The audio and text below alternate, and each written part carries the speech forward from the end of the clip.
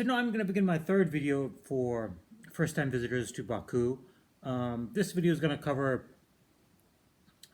the first day of your visit. So it will cover primarily Gobustan, mud volcanoes, and the Bibi Heybat shrine. But before that, I just wanted to mention a few things about the Azerbaijani people and what type of language you can speak there. The Azerbaijani people are extremely hospitable, very friendly, very kind people. They are very warm, very welcoming. I cannot begin to really describe how warm the Azerbaijani people are. So they are, you will feel very, very welcome in Baku. Now the problem about language is this, is that the main foreign language in Azerbaijan after Azerbaijani is Russian, obviously a consequence of the Soviet and Russian rule. So English is not spoken beyond the hotels and some of the tourist destinations as well. So Russian on the street, for the older generation, it'll be Russian. Some of the younger generation, English is spoken, but primarily the main foreign language is going to be Russian. So on a first day visit to Baku, as I kind of mentioned earlier, a lot of the tourist sites actually are outside of the city. So this is where having a tour guide who offers car services as well is very important. So the first stop will be Gobustan. So Gobustan National Park, rather. So Gobustan is about a 45-minute drive outside of Baku. It kind of goes along the Caspian Sea, so you can see the Caspian Sea along the way, as well as some looks like seem to be like resorts. Also, you'll see the Baku shipyards along the way as well as some factories and industrial parks also. So what Gobustan National Park is, Gobustan National Park consists of two parts. One part is of the museum and of the prehistoric rock carvings. The other part is the mud volcano part is considered part of the national park. So the main attraction at Gobustan National Park is are the rock carvings. So these are carvings of people and animals dating back to prehistoric times. I don't remember them being set in any date, but you're going quite far back.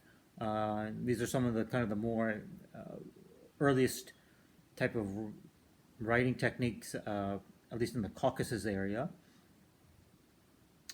So at Gobustan National Park, they have a museum there, which gives you kind of interpretation of what the rock carvings were meant to be, shows you how far back along they were made.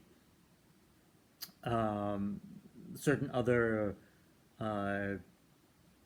informational pieces and historical facts are in the museum. It's not a very large museum. I mean, my tour guide and I went through it in about, I say maybe at 30, 40 minutes, with her explanations also. It's interesting to see. So that's the first thing you'll see when you get to Gobustan National Park.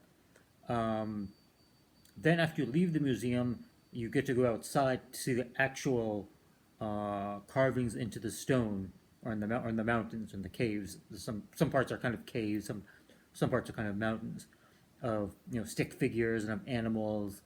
So it's very fascinating to see that, and the geographical surrounding is very interesting as well. You can see the Caspian Sea from there. You're walking through kind of hilly and mountainous areas. But very interesting to see. And this was the first time I'd seen carvings of that age. I'm pretty sure they exist elsewhere also, um, but very interesting. Uh, you can easily spend probably about, I think I was there for about maybe a little bit over an hour, close to maybe 90 minutes, I would say, um, seeing these seeing the stick carvings into the rock. The next stop after you see the main part, after you see the rock carvings, are the mud volcanoes. I thoroughly enjoyed going to the mud volcanoes. So what the mud volcanoes essentially are, they're geographic formations where gas and is kind of pushing up uh, mud through kind of it's, it's through almost like it's not really a volcanic process because the lava is not coming out, but basically it's mud and gas being pushed out from the ground.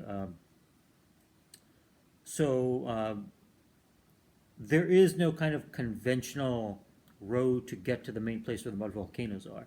This is where the more kind of interesting part, the more fun part comes in.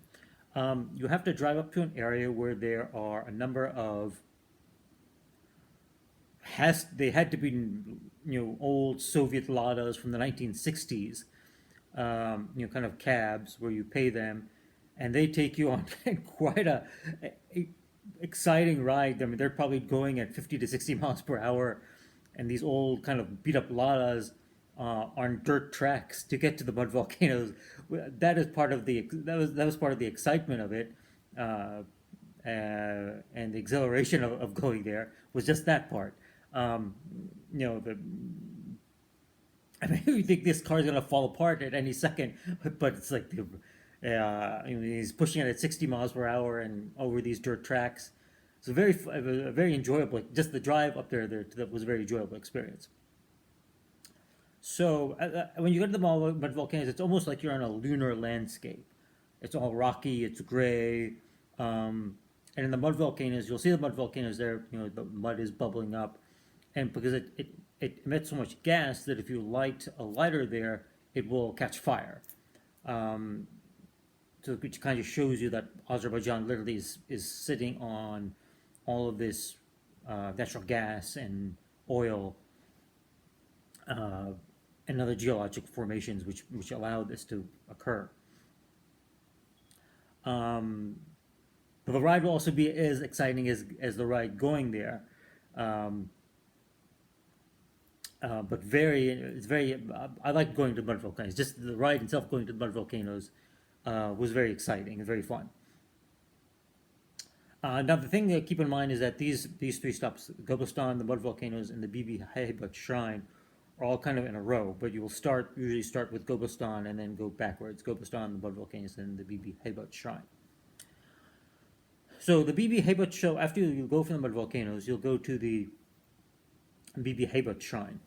So the Bibi Heybat shrine is it's a mosque and tomb of the sister of Imam Raza, Imam Raza, who is buried in Mashhad in Iran. Uh, had two sisters. One sister is buried in Qum, the Iranian city where most of the Shia clergy go to get educated, other than Najaf and Iraq. So one sister is buried there. The other sister is buried here outside of Baku. The shrine itself has very interesting background. So, kind of a folk tale is that if you are a woman trying to get pregnant, if you go to make a special prayer to Bibi Heybat, your prayer will be answered and you end up getting pregnant. Um, the shrine is very interesting, is that uh, the Soviets, one of the folk tales is that uh, initially after the Soviets took over and began to enforce this militant atheistic philosophy of theirs, um, they knocked down, uh, they, they demolished the original shrine, Bibi Heybat shrine. Um, so Bibi Heybat, the folktale is that when the Soviets tried to destroy it, they couldn't really destroy it with through hammers or whatever, so they had to dynamite it. And apparently, the original amount of dynamite didn't work. They had used more dynamite to detonate it, to destroy the shrine. So apparently, then the following morning, following night, after the demolition of the shrine, one of the workers who helped demolish it came out, running out, screaming and shouting, and the other people were saying, "Well, what's going on?" So he said that he saw an apparition which had the smell of rose water on it, white, going into towards the Caspian Sea. And the folktale is that, well, this is Bibi Heybat's spirit, and she'll only return when um, times are good again in Azerbaijan. Um, so the shrine remained demolished for many, many years. It wasn't until believed it wasn't until the mid '90s when Haydar Aliyev ordered the reconstruction of the Bibi Heybat shrine. So based on old drawings, they were able to rebuild a relatively good replica of what it looked like, obviously in a more modern aesthetic and a little bit slightly larger as well. So the shrine was rebuilt. It does attract pilgrims and religious tourists to visit there to say a prayer at the shrine. It overlooks, and the Soviets did this on purpose. They built a road over the shrine so people wouldn't come there. So the shrine is got right on a road, was rebuilt right on this road, or next to the road rather. It's also from there you can have good views of the Baku shipyards from there as well. So it's fairly, fairly interesting. Um, so that after Bibi Heybat, essentially your tour guide will take you back to your hotel. This is it takes about. I mean, we left about 10 in the morning from my hotel, and we were back by about